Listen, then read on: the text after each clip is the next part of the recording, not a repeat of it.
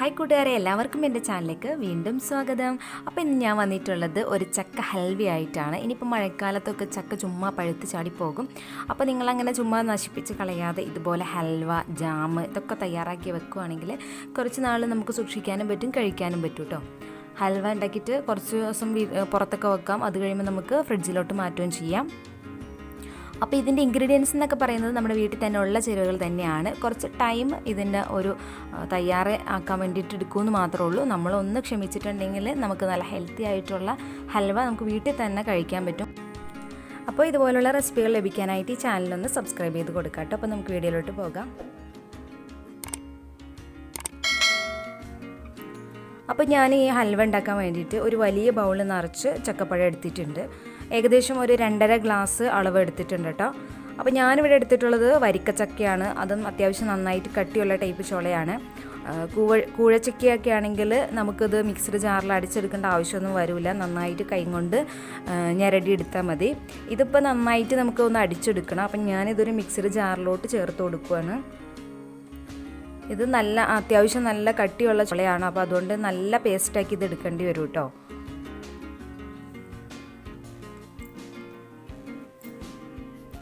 അപ്പോൾ ഞാനിവിടെ അടിച്ചെടുത്തിട്ടുണ്ട്. ഈ ഒരു പരുവത്തിന് നമ്മൾ അടിച്ചെടുക്കണം. പിന്നെ നമുക്കിതിലോട്ട് വേണ്ടത് മധുരത്തിന് ശർക്കരയാണ്. ഞാനൊരു 280 ഗ്രാം ശർക്കര എടുത്തിട്ടുണ്ട്. ഇത് നന്നായിട്ട് ഞാൻ പൊടിച്ചെടുത്തിട്ടുണ്ട്. കുറച്ച് എളുപ്പത്തിന് വേണ്ടിയിട്ടാണ് ഉരുക്കാനായിട്ട്.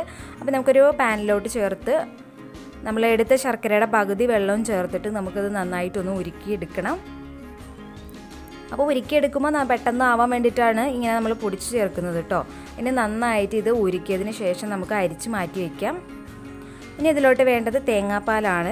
അപ്പോൾ ഞാൻ ചക്കയുടെ ഒരു പകുതിയോളമാണ് തേങ്ങാപ്പാൽ എടുക്കുന്നത്. ചക്ക എടുക്കുന്നതിൻ്റെ പകുതിയാണ് തേങ്ങാപ്പാൽ ചേർത്ത് കൊടുക്കുന്നത്. അപ്പം നമുക്ക് ഹൽവ ഉണ്ടാക്കാൻ തുടങ്ങാം. നമുക്കൊരു ഉരുളിയോ അല്ലെങ്കിൽ അടി കട്ടിയുള്ള ഏത് പാത്രം വേണമെങ്കിലും നമുക്കിതിന് വേണ്ടിയിട്ട് എടുക്കാവുന്നതാണ്. അടി കട്ടിയുള്ളത് തന്നെ എടുക്കണം കേട്ടോ, അല്ലെങ്കിൽ ഇത് അടി പിടിക്കും. അപ്പോൾ അതിലോട്ട് ഞാനൊരു 2 ടേബിൾ സ്പൂണോളം നെയ്യ് ചേർത്ത് കൊടുത്തിട്ടുണ്ട്. അതിലോട്ട് പിന്നെ നമ്മൾ പേസ്റ്റാക്കി വെച്ചിട്ടുള്ള ചക്കയുടെ മിക്സും ചേർത്ത് കൊടുത്തിട്ടുണ്ട്.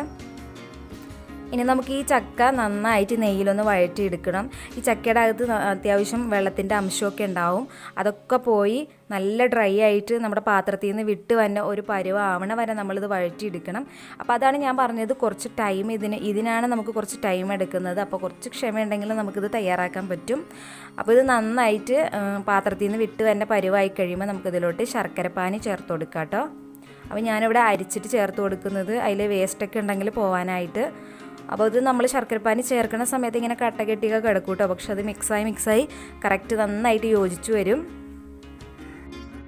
പിന്നെ നമ്മൾ ചക്കപ്പഴം അടിച്ചെടുക്കുന്ന സമയത്ത് വെള്ളം ഒട്ടും തന്നെ ചേർക്കരുത് കേട്ടോ, അതൊന്ന് ശ്രദ്ധിക്കണം. അപ്പോൾ നമ്മുടെ ശർക്കരപ്പാനി നന്നായിട്ട് ചക്കയിലേക്ക് മിക്സായി വന്നിട്ടുണ്ട്. ഇനി ഈ ഒരു പരുവം മാറിയിട്ട് നമ്മുടെ പാത്രത്തിൽ നിന്ന് വിട്ട് വന്ന ഒരു പരുവാവണം. അതുവരെ നമുക്ക് നന്നായിട്ട് വഴറ്റി കൊടുക്കാം.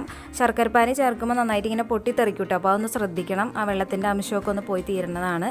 പിന്നെ ഇതിലോട്ട് ഞാൻ ചേർക്കുന്നത് അരിപ്പൊടിയാണ്. ഞാനൊരു 2-3 ടേബിൾ സ്പൂണോളം അരിപ്പൊടിയിലോട്ട് 2-3 ടേബിൾ സ്പൂണോളം വെള്ളം ചേർത്ത് കുറുക്കിയതാണ്. അപ്പോൾ ഇത് നന്നായിട്ട് മുറുകി കിട്ടണമെന്നുണ്ടെങ്കിൽ നിങ്ങൾ അരിപ്പൊടിക്ക് പകരമായിട്ട് ഗോതമ്പ് പൊടിയോ അല്ലെങ്കിൽ മൈദപ്പൊടിയോ ചേർക്കണം കേട്ടോ. ഇത് ഞാൻ നല്ല സോഫ്റ്റ് ആയിട്ടാണ് ഈ ചെയ്യുന്നത്. അരിപ്പൊടി ചേർത്തിട്ടുണ്ടെങ്കിൽ നമുക്ക് നന്നായിട്ട് മുറുകി കിട്ടില്ല. അപ്പോൾ നിങ്ങൾക്ക് നല്ലോണം മുറുകണം എന്നുണ്ടെങ്കിൽ മൈദ അല്ലെങ്കിൽ ഗോതമ്പൊടി യൂസ് ചെയ്യാം കേട്ടോ. അപ്പോൾ ഇതിൻ്റെ ഇടയ്ക്ക് ഞാനൊരു 2 സ്പൂണോളം നെയ്യ് ചേർത്ത് കൊടുത്തിട്ടുണ്ട്. നമ്മൾ ഇടയ്ക്കിടയ്ക്ക് നെയ്യ് ചേർത്ത് കൊടുക്കണം. നെയ്യുടെ കുറവ് കാണുന്ന അനുസരിച്ചിട്ട് നെയ്യ് ചേർത്ത് കൊടുക്കണം കേട്ടോ. ഇനി ഞാൻ ആ പാത്രത്തിൽ നിന്ന് വിട്ട് വരുന്ന ആ പരുവായി കഴിഞ്ഞപ്പോൾ ഞാൻ തേങ്ങാപ്പാൽ ചേർത്ത് കൊടുക്കുകയാണ്. ഞാൻ കുറേശ്ശെ നമ്മൾ ശരിക്കും മിക്സ് ചെയ്തുകൊണ്ട് തേങ്ങാപ്പാൽ ചേർത്ത് കൊടുക്കണം. അപ്പം ഞാൻ ഏകദേശം ചക്കയുടെ ഒരു പകുതി തേങ്ങാപ്പാൽ ഇതിലോട്ട് ചേർത്ത് കൊടുത്ത് മിക്സാക്കി എടുത്തിട്ടുണ്ട്. ഇനി ഇതിലോട്ട് 1 സ്പൂണോളം നെയ്യ് വീണ്ടും ഞാൻ ചേർത്ത് കൊടുത്തിട്ടുണ്ട്. പിന്നെ നിങ്ങൾക്ക് അധികം നെയ്യ് വേണ്ടാന്നുണ്ടെങ്കിൽ ആദ്യമേ ചേർത്ത നെയ്യ് മാത്രം ചേർത്താൽ മതി. പിന്നീട് വേണമെങ്കിൽ 1 സ്പൂണോളം വേണമെങ്കിൽ ചേർത്ത് കൊടുത്താൽ മതി കേട്ടോ. ഞാനിവിടെ ഒരു 3-4 സ്പൂൺ ചേർത്ത് കൊടുത്തിട്ടുണ്ട്. അപ്പോൾ നിങ്ങൾക്ക് വേണ്ടാന്നുണ്ടെങ്കിൽ അങ്ങനെ ചെയ്യാം. അപ്പോൾ ഇനി ഇതിലോട്ട് ഞാൻ ചേർത്തിട്ടുള്ളതെന്ന് പറഞ്ഞാൽ ഏലക്കാപ്പൊടിയാണ്. ഒരു 2-3 ടേബിൾ സ്പൂണോളം ഏലക്കാപ്പൊടി ചേർത്ത് കൊടുത്തിട്ടുണ്ട്. പാത്രത്തിൽ നിന്ന് നന്നായിട്ട് വിട്ട് വരുന്ന ഒരു പരുവായി കഴിയുമ്പോൾ നമുക്കതിലോട്ട് ക്യാഷ്നട്ടോ അല്ലെങ്കിൽ പീനട്ടോ എന്ത് വേണമെങ്കിലും ചേർത്ത് കൊടുക്കാം. ഞാനിവിടെ ചേർത്ത് കൊടുത്തിട്ടുള്ളത് കപ്പലണ്ടിയാണ്. അപ്പോൾ നിങ്ങൾക്ക് ഇഷ്ടമുള്ളതൊക്കെ ഏത് നട്ട്സ് വേണമെങ്കിലും യൂസ് ചെയ്യാം കേട്ടോ. നന്നായിട്ട് മിക്സ് ചെയ്തെടുക്കുക. അപ്പോൾ ഈ ഒരു പരിവാണ് നമ്മുടെ ഹൽവയുടെ പാത്രത്തിൽ നിന്നൊക്കെ നന്നായിട്ട് വിട്ട് നമ്മുടെ നെയ്യ് നമ്മൾ ചേർത്ത നെയ്യെല്ലാം പുറത്തേക്ക് വന്നിട്ടുണ്ട്. പുറത്തേക്ക് നെയ്യ് ഫുള്ളായിട്ട് കക്കും. ആ സമയത്താണ് നമ്മളിത് ഫ്ലെയിം ഓഫ് ചെയ്യേണ്ടത്. അപ്പോൾ നമ്മുടെ ഇവിടെ നെയ്യ് ഫുള്ളായിട്ട് പുറത്തേക്ക് വന്നിട്ടുണ്ട് കേട്ടോ. പാത്രത്തിൽ നിന്ന് നന്നായിട്ട് വിട്ട് വരുന്ന ഒറ്റ ഇതായിട്ട് നമ്മൾ ഇളക്കണ സമയത്ത് വേറിട്ട് പോകാതെ ഒറ്റ ഇതായിട്ട് കറങ്ങുന്നുണ്ടെങ്കിൽ ആ ഒരു പരുവാണ്. അപ്പോൾ ഇനി നമുക്കിത് സെറ്റ് ചെയ്യാം. ഒരു പ്ലേറ്റിൽ, ഞാനിവിടെ സ്റ്റീലിൻ്റെ പ്ലേറ്റിലാണ് സെറ്റ് ചെയ്യുന്നത്.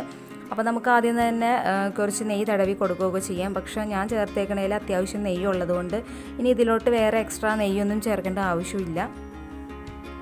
അപ്പോൾ ഞാൻ ഒരു സ്റ്റീലിൻ്റെ പ്ലേറ്റിലോട്ട് മാറ്റുവാണ്. ആ മാറ്റണ ഒരു വീഡിയോൻ്റെ ക്ലിപ്പ് ഇതിൽ നഷ്ടപ്പെട്ടു പോയി. അപ്പോൾ ഞാനത് കാണിച്ചിട്ടില്ല. അപ്പോൾ ഞാനിവിടെ ഒരു സ്റ്റീലിൻ്റെ പ്ലേറ്റിലോട്ട് മാറ്റി നല്ലോണം ലെവലാക്കിയിട്ട് കുറച്ച് ക്യാഷ്നട്ട് ഡെക്കറേറ്റ് ചെയ്ത് വെച്ചിട്ടുണ്ട്. നമുക്കിത് 2-3 മണിക്കൂറോളം പുറത്ത് വെച്ചാൽ മതി. ഫ്രിഡ്ജിലൊന്നും വെക്കേണ്ട ആവശ്യമില്ല. നല്ല അടിപൊളിയായിട്ട് കിട്ടും. ഞാനൊരു 1.5-2 മണിക്കൂറോളമാണ് വെച്ചിട്ടുണ്ടായിരുന്നുള്ളൂ. അപ്പോൾ നമ്മുടെ ടേസ്റ്റിയായ ഹെൽത്തിയായ ഹോം മെയ്ഡ് ഹൽവ റെഡി ആയിട്ടുണ്ട്. എല്ലാവരും ഒന്ന് ട്രൈ ചെയ്ത് നോക്കിയിട്ട് നിങ്ങളുടെ ഫീഡ്ബാക്ക്സ് അറിയിക്കുക.